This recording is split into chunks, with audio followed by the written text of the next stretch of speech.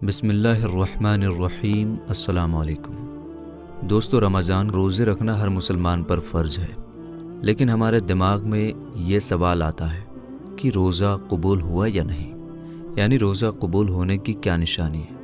मेरे दोस्तों, आज की इस वीडियो में हम आपको यही बताएंगे कि रोज़ा कबूल होने की क्या निशानी है, और इसके साथ साथ हम आपको ये भी बताएंगे कि जो लोग रोज़े तो रख रहे हैं लेकिन नमाज नहीं पढ़ते, तरावी नहीं पढ़ते, तो उसका रोज़ा होगा या नहीं होगा, तो उसका रोज़ा माना जाएगा या नहीं।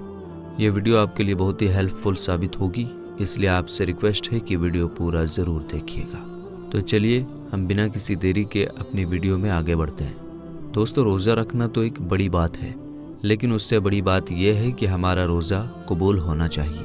यानी जो अमल हम कर रहे हैं उसका करना बहुत बड़ी बात नहीं है, बल्कि हमारे उस अमल को अल्लाह ताला कबूल फरमा ले, ये बड़ी बात है। हम रोज़ा रख रहे हैं तो ये फ़र्ज़ है, लेकिन अल्लाह ताला हमारा रोज़ा कबूल कर ले, ये उससे भी बड़ी बात है। आप सल्लल्लाहु ताला अलैहि वसल्लम ने इरशाद फरमाया, रोज़ा सिर्फ ना खाने पीने का नाम नहीं है, बल्कि रोज़ा नाक का, कान का, मुंह का, ज़बान का है। जैसे ज़बान से कोई गलत बात ना बोली जाए, कानों से गलत चीज़ों को ना सुना जाए, और अगर फिर भी वो गलत काम करता रहे, यानी रोज़ा रखकर भी वो गलत काम करता ही रहे, तो आप सल्लल्लाहु ताला अलैहि वसल्लम ने इरशाद फरमाया, उसका रोज़ा नहीं है, बल्कि फाका है। तो ऐसा रोज़ा तो अल्लाह ताला कबूल ही नहीं करता है।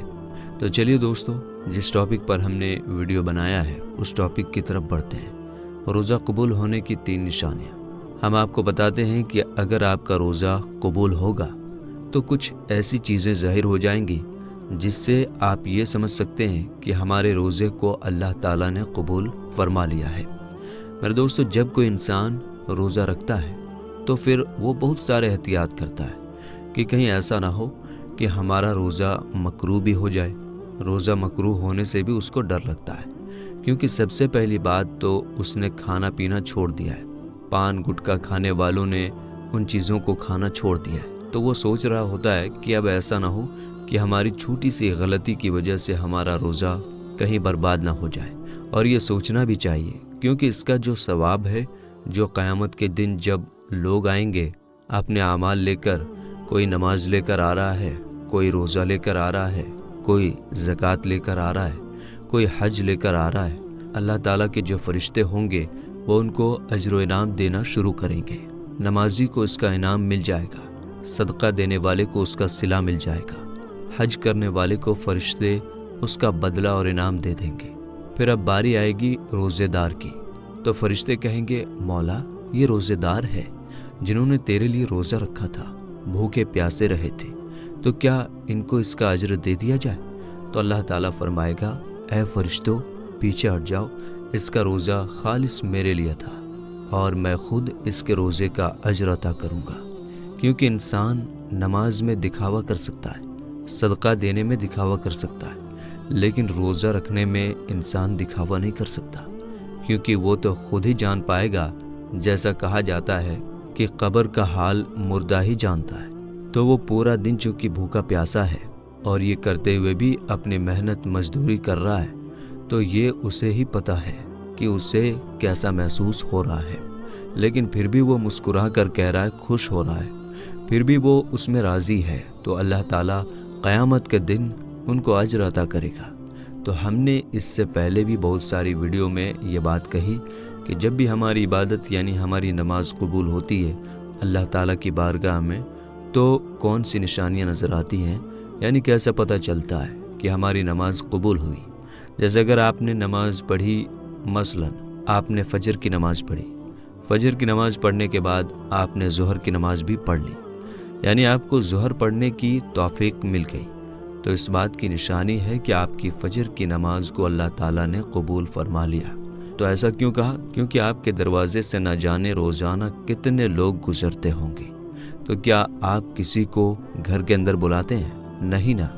यानी आप जिनसे मोहब्बत करते हैं, जो अपने ख़ास हैं, उनको बुलाते हैं। अगर कोई एक बार आपके घर आ गया और आपको अगर उसका आना बहुत अच्छा लगा, तो आप उसे फिर से इनवाइट करेंगे, फिर से बुलाएंगे कि भाई आ जाओ, थोड़ी देर बैठ लो, हम बातें करते हैं, گفتگو کرتے ہیں، یعنی جب کسی انسان کا آپ کو کوئی کام اچھا لگتا ہے یا اس کا رویہ اچھا لگتا ہے تو آپ اسے بار بار اپنے پاس بیٹھانا چاہتے ہیں، اس سے باتیں کرنا چاہتے ہیں۔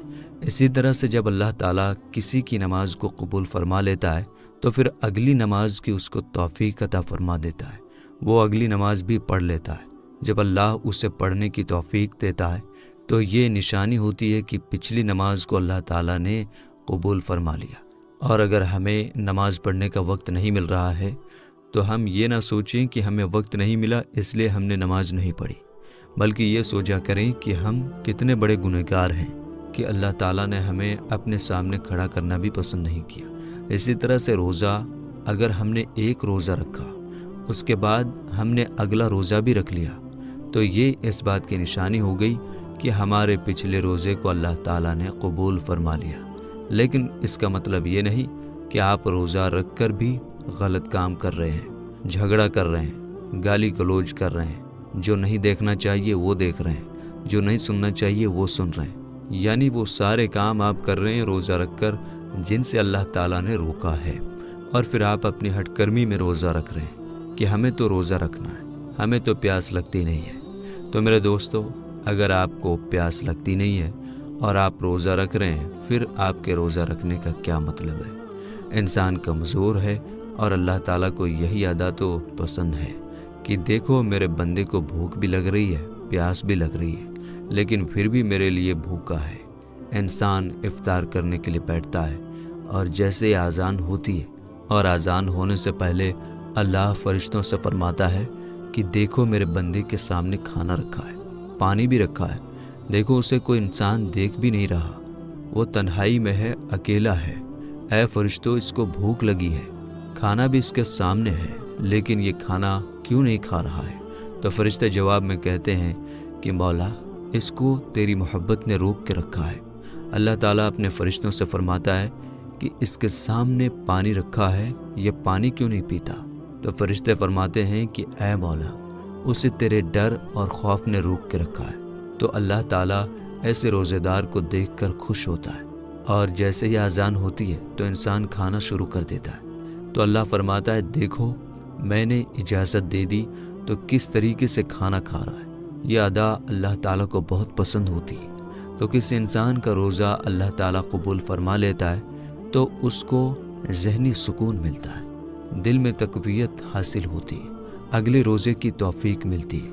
لوگ یہ سوچتے ہیں کہ روزہ رکھ کے کمزور ہو گئے، لیکن ایسا نہیں ہے۔ جب انسان کا روزہ اللہ تعالیٰ اپنی بارگاہ میں قبول فرما لیتا ہے تو اس انسان کے اندر ایک اندرونی طاقت اس کو ملتی ہے۔ اگر اوپر سے وہ دکھ رہا ہوگا کمزور ہے، لیکن اندر سے اسے ایک طاقت اور قوت ملتی ہے، وہ بندہ خود محسوس کرنے لگتا ہے۔ یہ روزے کا کمال ہے، اس لیے روزے کو ہرگز مس نہ کریں۔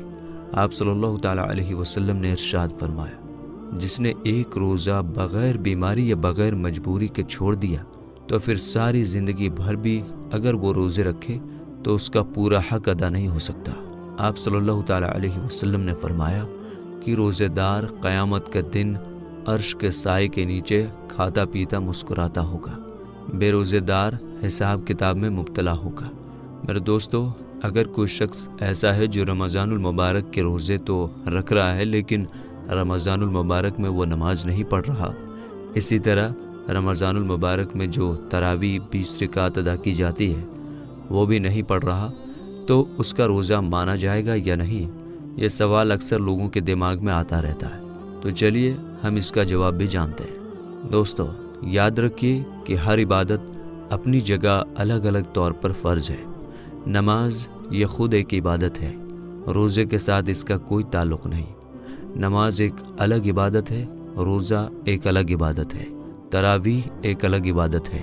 آپس میں ان تینوں کا کوئی ایک دوسرے سے ایسا نہیں کہ مطلب روزہ نہیں تو نماز نہیں، نماز نہیں تو روزہ نہیں، ایسا نہیں ہے۔ روزہ ایک الگ عبادت ہے، تراویح ایک الگ عبادت ہے۔ رمضان المبارک میں 5 وقتہ نمازیں یا عام دنوں میں جو 5 وقتہ نمازیں پڑھی جاتی ہیں یہ الگ عبادت ہے۔ اب اتنا اگر آپ نے سمجھ لیا تو اس سے یہ بات کلیئر ہو جائے گی کہ اگر کوئی روزہ رکھتا ہے اور نماز نہیں پڑھتا، روزہ رکھتا ہے لیکن تراویح نہیں پڑھتا، تو روزہ تو اس کا ادا ہو جائے گا، لیکن نماز نہ پڑھنے کا گناہ ضرور اس کو ملے گا۔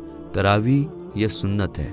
اگر علاقے میں کچھ لوگوں نے تراویح کی نماز جماعت کے ساتھ ادا کی ہے تو سب بریء ذمہ ہو جائیں گے، لیکن اگر کسی نے نہیں ادا کی تو سب کی پکڑ ہوگی۔